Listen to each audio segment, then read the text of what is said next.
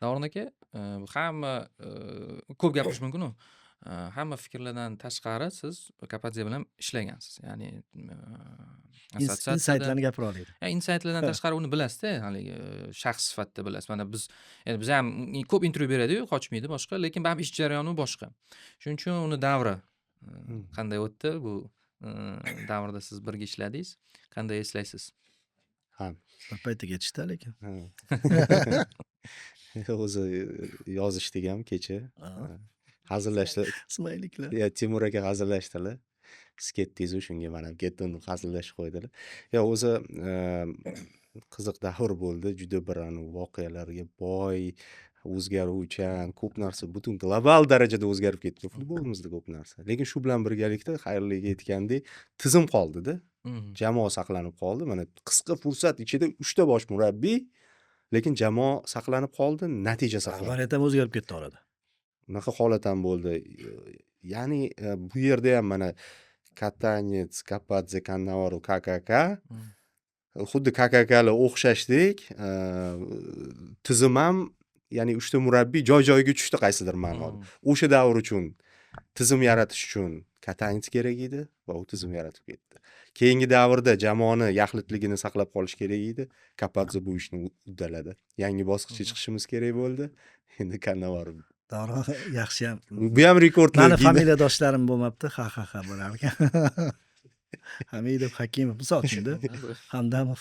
Maniki bo'lganda nima bo'lardi? Timur Kapadzening keyingi faoliyatiga to'xtaladigan bo'lsak, takliflar bor, qaror yo'q hozircha. Mani tushunishim bo'yicha. Va bu qarorga kelish uchun odam bemalol o'tirib, bir fikrini bir joyga qo'yib, yaqinlar bilan maslahat qilib chiqariladi. Chunki baribir Kapadze plankani ancha yuqori qo'ydi-da. Endi tushirib yubormaslik muhim juda ham.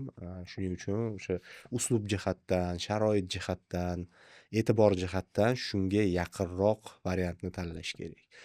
Baribir ko'z o'ngimizda Kapadze desa bugungi kunda masalan 1 yil oldin, 1,5 yil oldin unaqa bo'lmasligi mumkin, lekin hozir terma jamoa murabbiyi sifatida shakllandi-da. Endi yana bitta bosqichda klublar murabbiyi sifatida o'zini ko'rsatish kerak deb o'ylayman.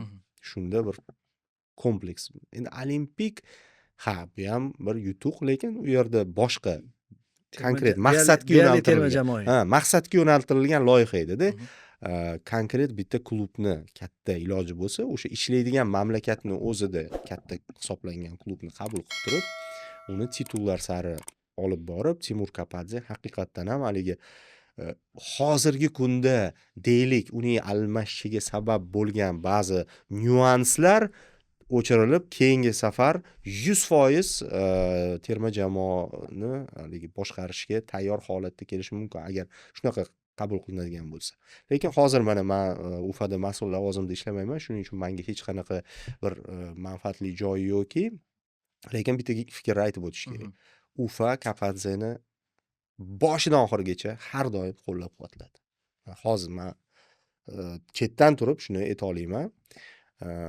Har qanaqa vaziyatda ham birinchi o'rinda variantlar ko'rib chiqilayotganda birinchi o'rinda har doim Kapadze bor, unga ishonishimiz kerak degan pozitsiya bo'ldi.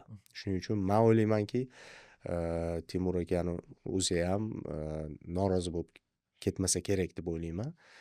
Shu o'rinda Ufa ham minnatdor bo'lish kerak, chunki Timur Kapadze hamma unga yuklatilgan vazifani, missiyani bajarib ketdi.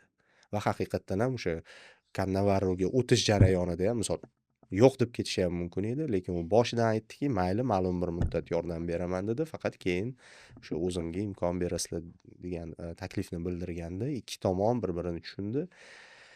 Va shu tariqa bu sahifa tugadi, lekin mana shuncha tebranishlardan o'tib olgan milliy jamoamiz o'ylaymanki va umid qilamanki, endi jahon chempionatigacha ham o'sha tizimini yo'qotmaydi. Jahon chempionatiga ham o'sha 100%lik e'tibor va tayyorgarlik bilan yetib boradi. Chunki bolalarda motivatsiya juda ham yuqori. Biz baribir bo'lyapti shunaqa fikr. endi bo'ldi bu yog'iga yutqizib kelsak ham bo'ladi degan narsa bo'lib qolishi mumkin degan chetdan muxlislar ba'zi yozyapti, lekin bolalarda yondashuv boshqacha. Chiqdikmi isbotlashimiz kerak. Endi munosibligimizni joyida ham isbotlashimiz kerak deb har holda liderlar shunaqa gapiryapti. Ko'p yig'inlarda gapirganini eshitganman. Ularning oxirgi musobaqasi ham bo'lishi mumkinligi katta. Katta, ha.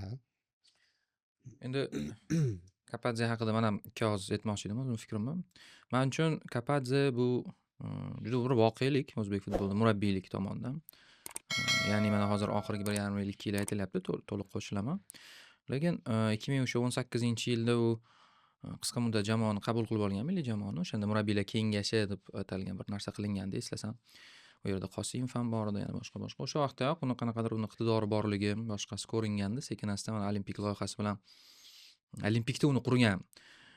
Birinchi o'yinlardan boshlab, birinchi mavsumdan boshlab ko'rsatgan o'yini hurmat uyg'otardi. Ya'ni rostdan murabbiy qilishi, futbol murabbiyini imzosi degan narsani o'zbek futbolida aynan ko'rsata oldi qisqa muddat ichida va masalan undan avvalgi, masalan undan keyingi masalan ko'p murabbiylar, o'zbek murabbiylarida juda bir noyob xislatki, o'sha jamoaviy to'p nazoratiga asoslangan, chiroyli, futbol muxlislarga yoqadigan bir uslubni joriy qildi Olimpiya terma jamoasida. Endi milliy jamoamizda yo ulgurdi, yo ulgurmadi, lekin rostdan ham ikki yoqda ham natija bo'ldi. Shuning uchun qisqa qiladigan bo'lsak, endi rostdan ham Kapadze haqida ancha gapirish mumkin.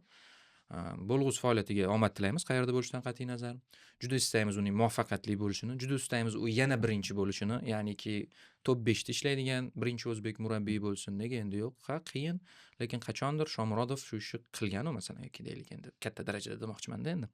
Undan avval bo'lmagan emas masalan uddalashdi. Va Kapadze ham murabbiylar orasida top 5 darajasiga chiqsin. Men juda ham istayman shuni. Nega o'zbek murabbiyi bo'lmasligi kerak?